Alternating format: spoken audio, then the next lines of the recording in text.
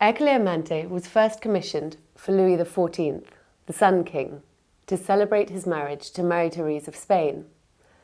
And the title does, after all, translate as Hercules in Love. It's not necessarily what you would suspect, though. Ercole Amante is an example of commedia buffa, a comic opera. And the picture on the front of the DVD will give you a clue that this certainly isn't a stiff and serious experience. Ercole Amante was composed by Francesco Cavalli, the most influential and popular opera composer at work in Venice in the middle of the 17th century. Despite his commission, it took 2 years to put together and missed the King's wedding after all.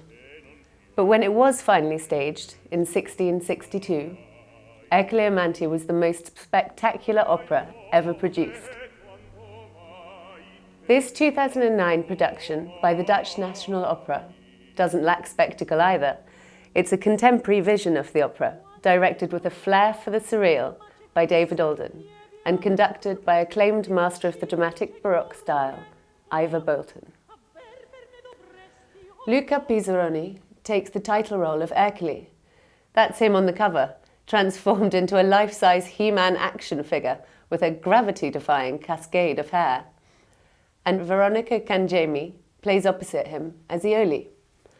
As you can see, some incredible costume design plays a huge part in this weirdly wonderful world of Ercole Amante, as does the lavish and highly creative theatre set.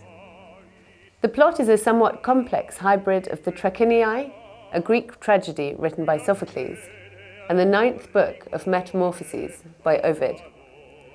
In short, the action revolves around Hercules' desire and attempts to marry a woman who is not his wife. So far, so simple.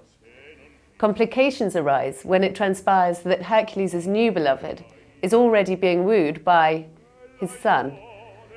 Hercules is not deterred by this fly in the ointment and seeks help in the way of a little divine intervention, upsetting a few other deities, some humans, and a slew of other, mostly dead, victims of his from the past. The Opus Arte DVD comes with 2 behind-the-scenes featurettes, one with Luca Pizzaroni, the male lead, and another with Johannette Zomer, who plays 3 of the supporting roles.